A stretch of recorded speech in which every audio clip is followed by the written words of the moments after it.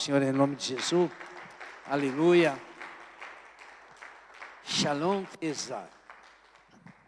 Siamo già accomodati, ma siamo in un tema, in una campanha che stiamo parlando sulla fede. E la fede è qualcosa molto importante per la nostra vita. Poi dá só un pochettino perché io non piace tenere il microfono molto sopra la bocca. E questo tema fede è così particolare per la nostra vita perché ha tanto da agitare la nostra vita. E io dare un piccolo esempio di fede per sapere veramente come funziona. Luca, vieni qua davanti un attimino, faccio una domanda a te.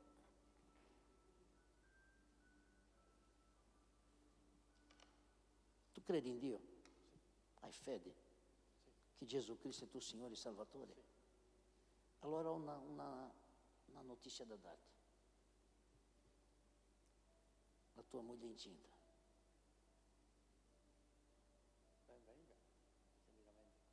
Però c'è una seconda notizia.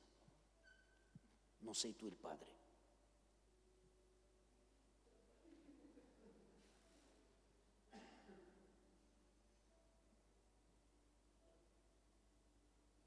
Senza parole.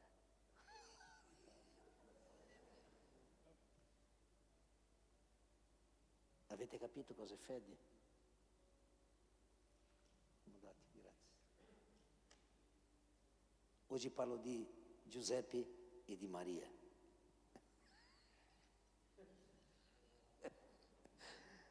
Può mettere lì dopo già.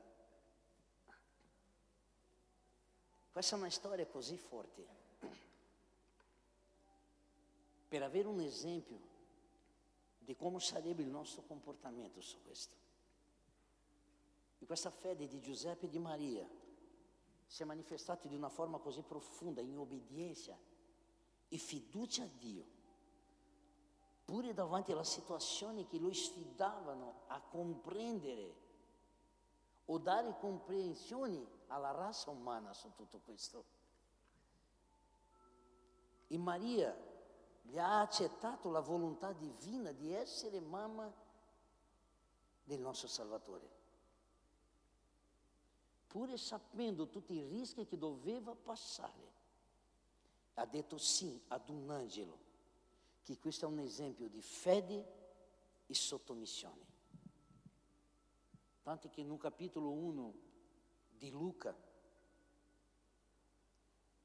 o verso 38, lei dice così: e Maria disse: ecco, io sono la serva dei Signori, mi sia fatto secondo la sua parola. E l'angelo la lasciò. Invece Giuseppe è dimostrato una fede giusta di fidare in una rivelazione. Maria ha parlato con l'angelo. Lui si è fidato in una rivelazione divina ricevuta in un sogno, accogliendo, ricevendo Maria come sua sposa e cercando di compiere la sua parte di padre adottivo e protettore di un bambino in quell'epoca che oggi è chiamato Gesù. È forte questo. E se noi vediamo questo piccolo esempio che ho fatto con Luca, per sentire quale sarebbe la nostra reazione di fede, di credere che il Padre era lo Spirito Santo.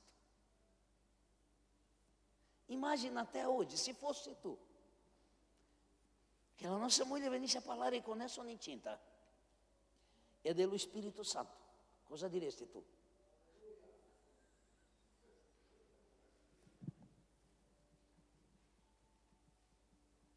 Facile parlare qua, sì. Qua è facile dire. Ma è una situazione molto difficile da capire, da comprendere e fidare e depositare una fede completamente a uno solo, al Padre, a Dio. Di credere non soltanto in una parola che magari possiamo parlare qua dentro, ma credere di una forma completamente Forte questo, perché non è facile.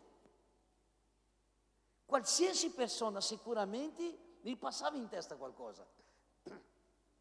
E crede avere questa fiducia in Dio, questa fede, che è Lui che può fare qualsiasi cosa nella nostra vita.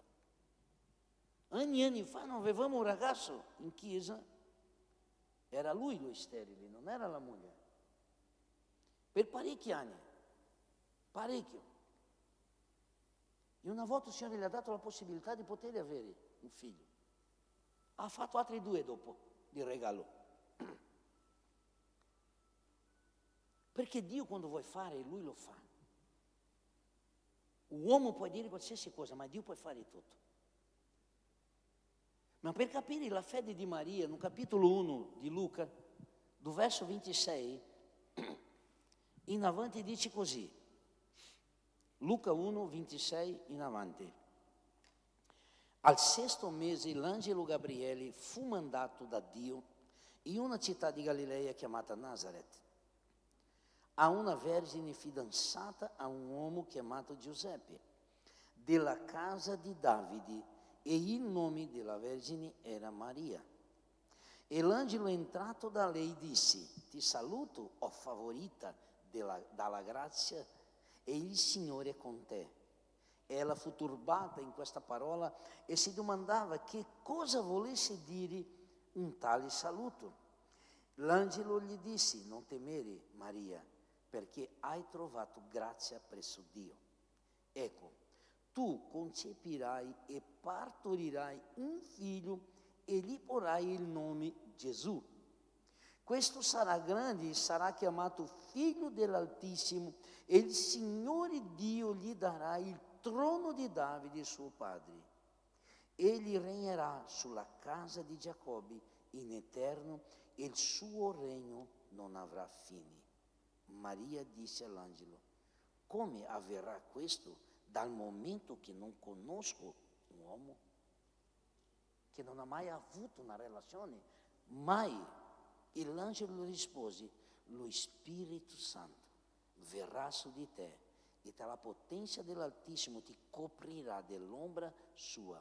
Perciò anche colui che nascerà sarà chiamato Santo Figlio di Dio. Fermo lì. La fede di Maria, parliamo prima del suo.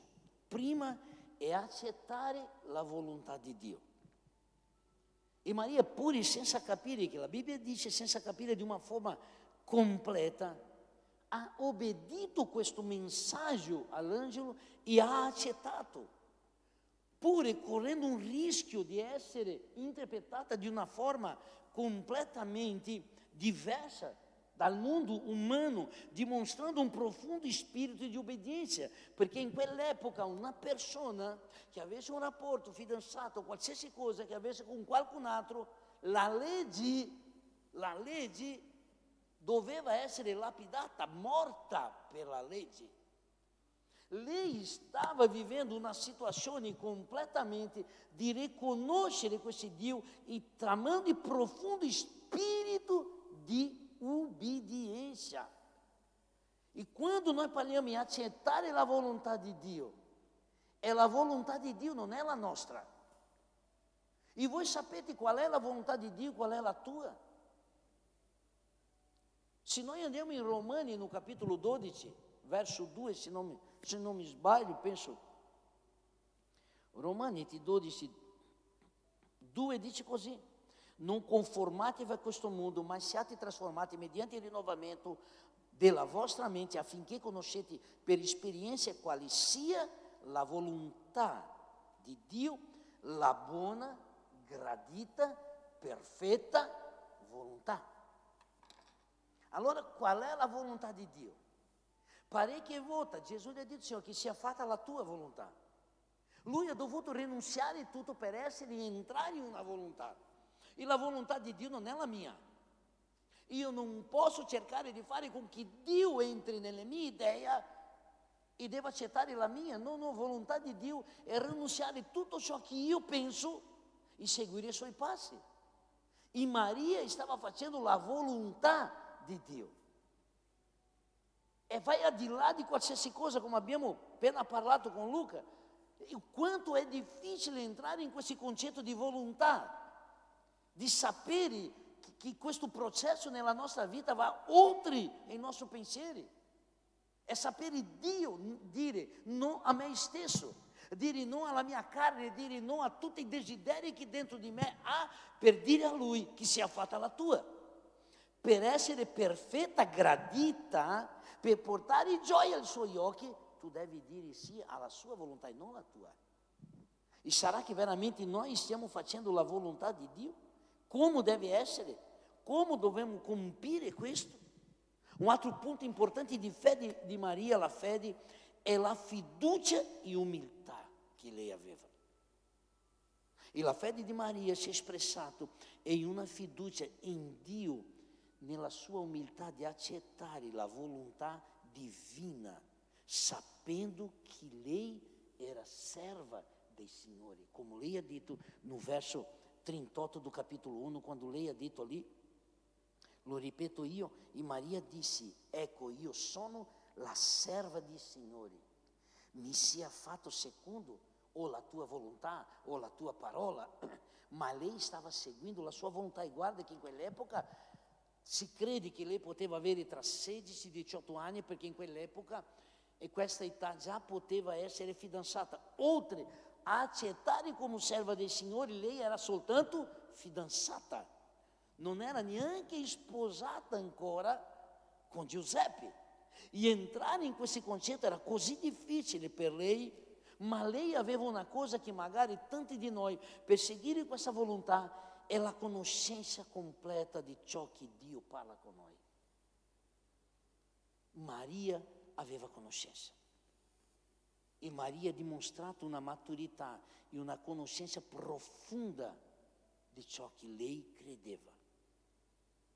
Ossia, che ha aiutato a comprendere il significato di questo messaggio divino, pure davanti a un momento inesplicabile.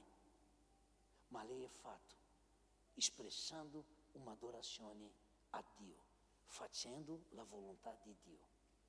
Questo per me è fede. È entrare in una cosa. Io mi ricordo che ho raccontato, non so a chi,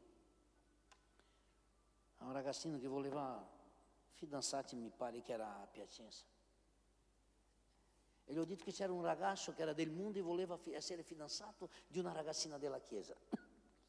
E lui ha detto: voglio essere tuo fidanzato. E lei ha detto: va bene, se tu vuoi essere mio fidanzato, prima tu devi iniziare a venire in chiesa. E lui ha detto: va bene, vado in chiesa.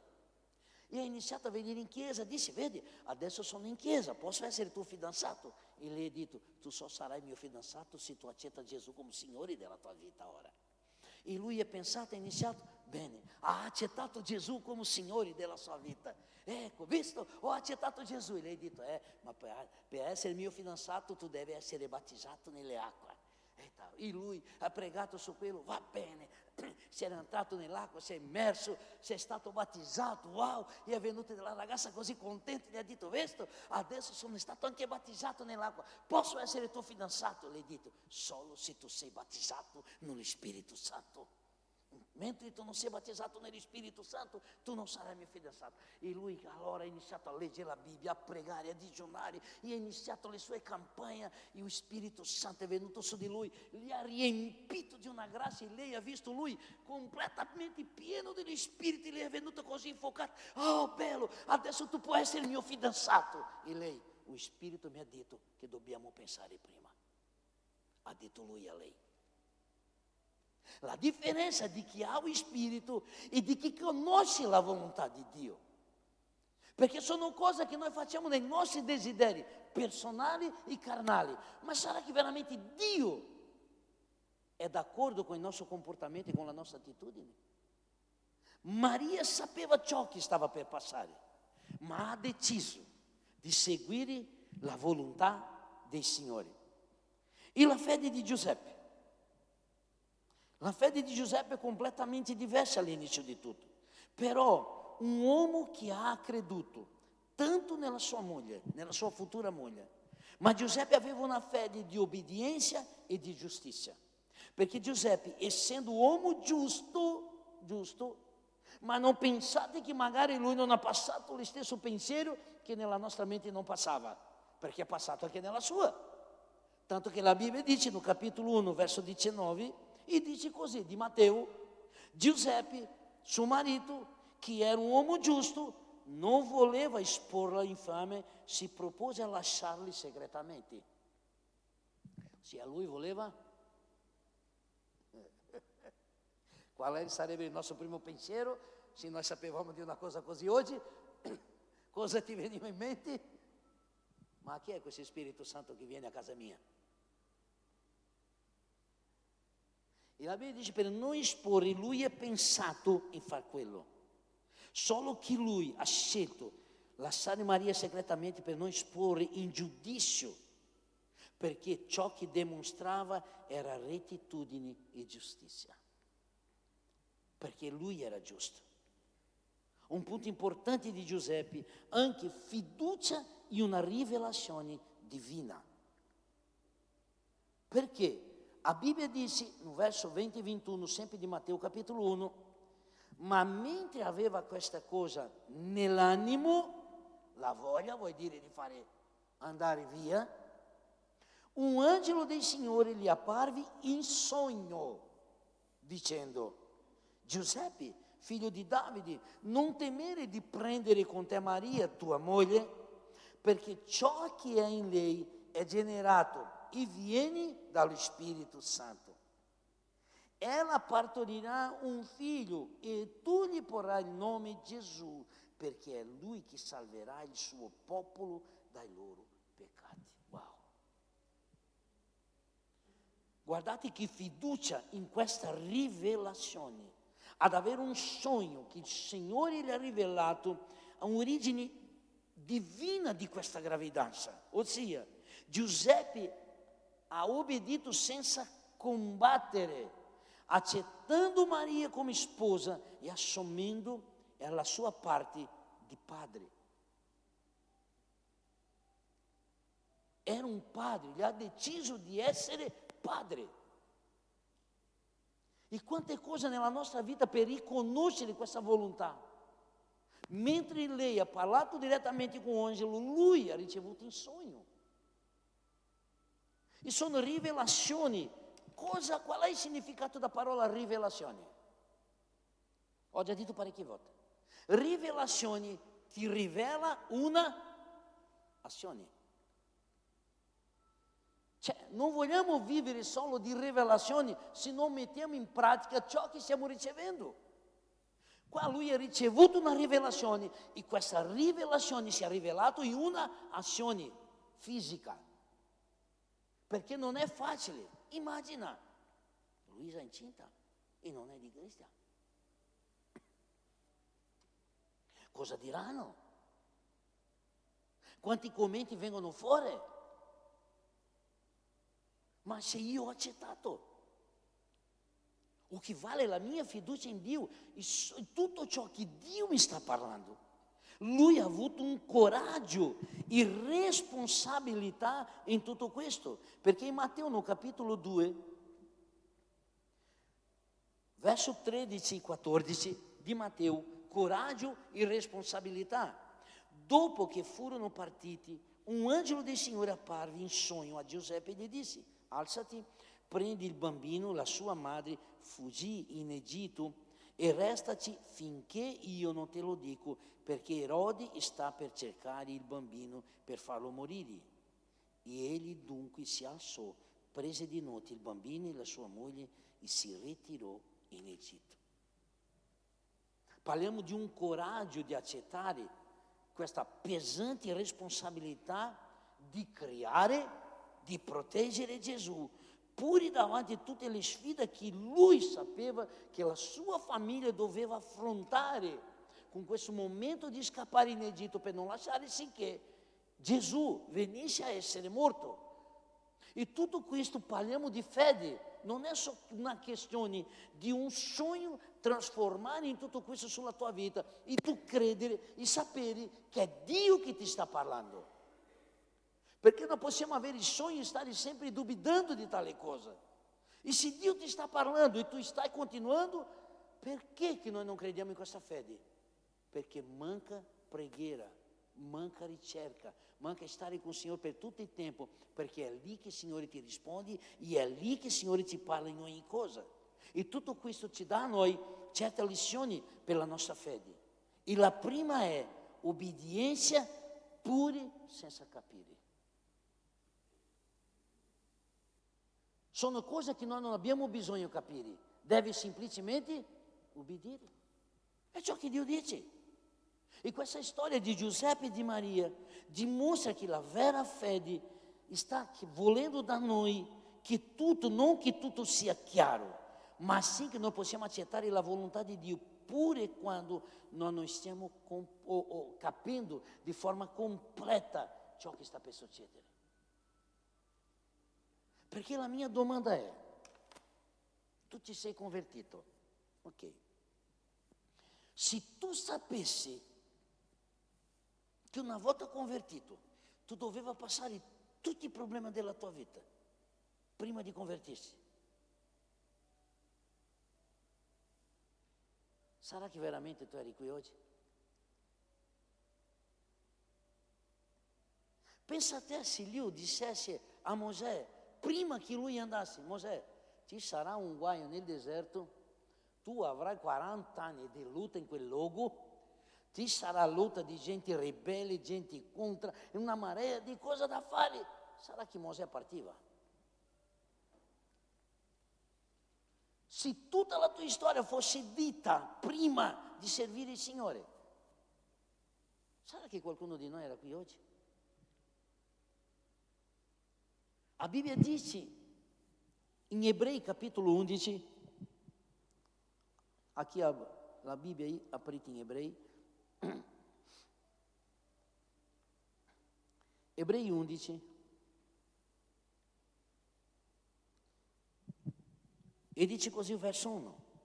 Ora, la fede è certezza di cose che si sperano, dimostrazioni di realtà che non si vedono. Infatti, per essa fu resa buona testimonianza agli antichi. Per fede comprendiamo che il mondo sono stati formati dalla parola di Dio. Così le cose che si vedono non sono ancora state attratte da cose apparenti. Ragazzi, fede di cose che si sperano, dimostrazioni di cose che ancora non si vedono. E a Bibbia dice no verso 6 do capitolo 11, or, senza fede è impossibile piacerle, poiché chi si accosta a Dio deve credere, guardate bene, chi si accosta a Dio deve credere che Egli è e che ricompensa tutti quelli che lo ricercano. Ma la Bibbia dice che chi si accosta a Lui deve credere. Tu non devi pensare è o non è. Se Dio ti ha detto è, fede, credo. In Corinzi dice che noi viviamo per fede e non per vista. La nostra vita deve essere una vita di fede pratica, credendo che tanto dice in Efesini, se non mi sbaglio, che per fede noi porteremo la esistenza ciò che ancora non esiste sulla nostra vita.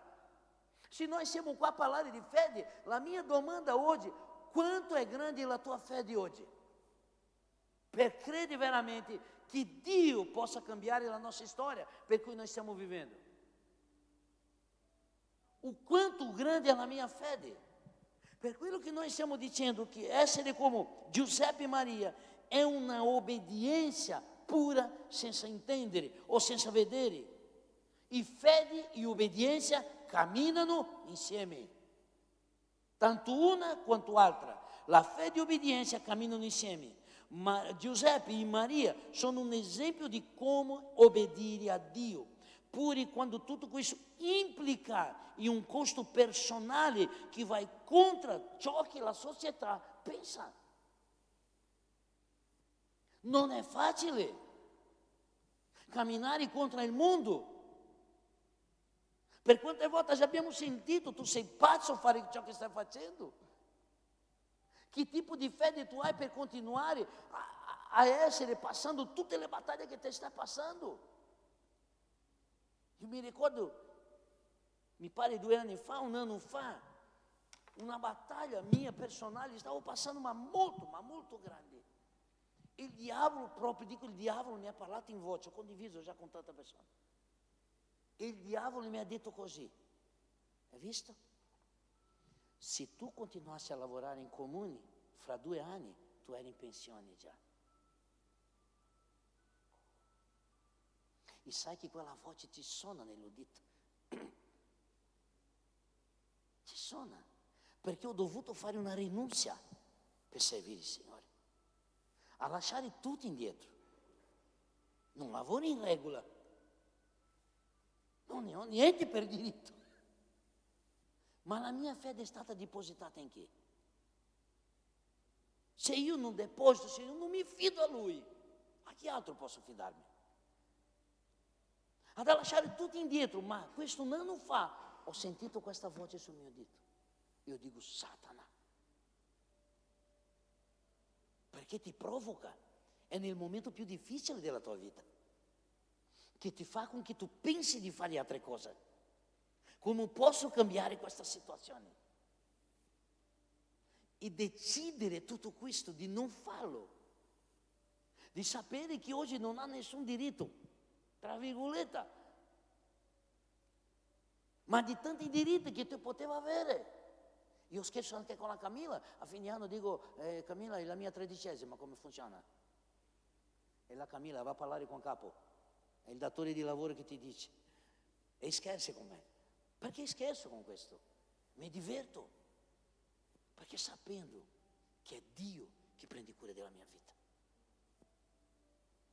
E sapendo che vale la pena servire il Signore, perché nel momento che uno si converte, che uno si battezza, che una famiglia si rende al Signore, tu finisci dicendo, Signore, vale la pena continuare servindo te.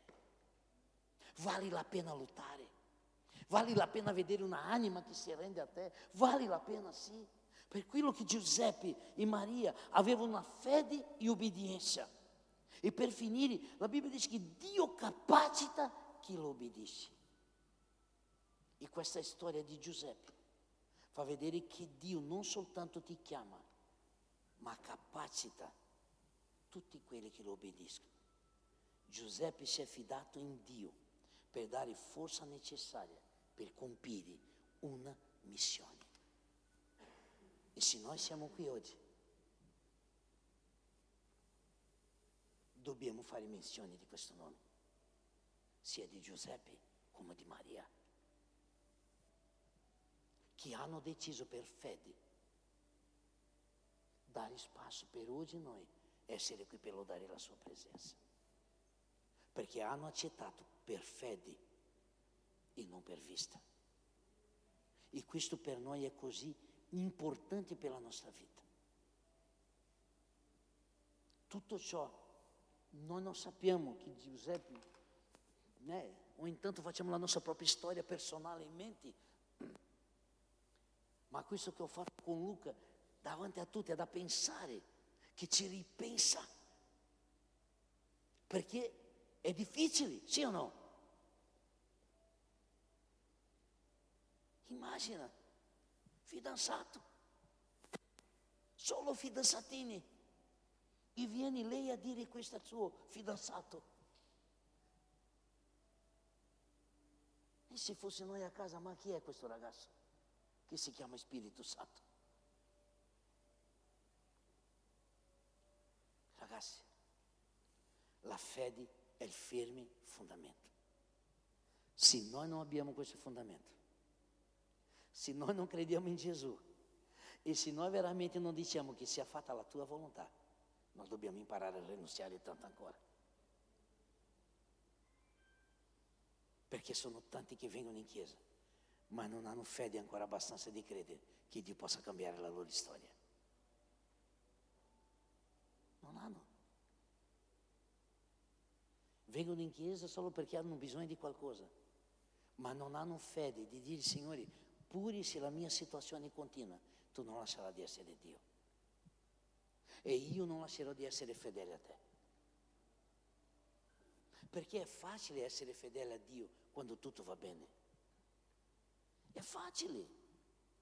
Allora mantenere la nostra vita sana, in fede, che indipendente dalla circostanza, io non lascio di essere fedele a Lui. È lì che Dio mi benedice. È lì che Dio compie le sue parole, di non lasciare che nulla manchi a me. E sono aree nella nostra vita che noi non stiamo parando. Noi non stiamo depositando tutta la nostra fede in Lui. Ancora stiamo camminando con il nostro concetto, perché io penso così. Faccio le mie cose per la mia vita, non è così. Fede va oltre. È un livello che non si può capire. È un livello che non si può immaginare o quanto questa persona ancora ha questa fede. Io credo che il Signore sta parlando con noi in questo tempo. Cristo ha parlato settimane scorse di Esther, su Mardocheo e suo zio. Sono tante aree nella nostra vita che noi dobbiamo imparare ad avere fede. Come posso avere fede? Cercando la sua parola, pregando, digiunando. Aprendo gli occhi su questo, lasciando che sia il Signore a compire veramente. Tu devi lottare per fare la volontà di Dio. È difficile, non è facile di sapere dire no nel momento che deve essere detto, di guardare a te stesso e dire no, non posso. E la volontà di Dio è più importante che la mia. La volontà del Signore è molto più forte che la mia. E se voglio vedere gli occhi di Dio a mio favore, io devo credere che obbedire è meglio che sacrificare. Noi dobbiamo imparare ad obbedire, non perché vedo, ma perché credo che Lui è l'unico e vero Salvatore della mia vita. E se tu veramente hai riconosciuto Gesù come Signore della tua vita, se veramente tu gli hai detto sì a Lui, tu devi credere in Lui indipendente dalla circostanza. Dio non ti dirà solo sì, Lui ti dirà anche no. E è nel momento più difficile che noi dobbiamo dire vale la pena, va bene Signore. E se noi impariamo come ha fatto Maria e come ha fatto Giuseppe, sicuramente noi cambieremo tante aree della nostra vita, non solo oggi, ma sempre. Come Maria ha fatto, accettare la volontà di Dio, fiducia e umiltà, conoscenza della Scrittura, perché se tu vuoi avere fede, tu devi avere la conoscenza della Scrittura, leggere sempre. Giuseppe invece, obbedienza e giustizia, fiducia in una rivelazione divina, coraggio e responsabilità. Ma insieme, obbedienza senza capire, fede e obbedienza camminano insieme e Dio ti capacita per ogni cosa perché tu hai bisogno nel nome di Gesù. Amen. Vorrei che te fossi in piedi in questo momento.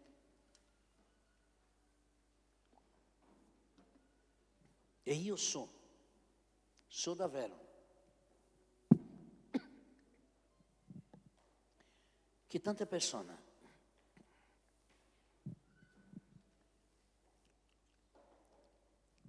vengono in chiesa, ma non siamo obbedienti come dobbiamo essere. E Maria dice, io sono la tua serva, la serva del Signore. Mi sia fatto secondo la tua volontà, la tua parola. E so che tanti di noi, per di più che noi siamo buoni qua dentro, la volontà di Dio manca tanto ancora. Se noi vogliamo crescere, noi dobbiamo obbedire. Noi possiamo essere cristiani e dire a tutti, cosa sei? Un cristiano, un credente, un evangelico. Ma se non sono obbedienti, non cambia. Possiamo dire quello che vogliamo, ma se noi non facciamo la volontà del Signore,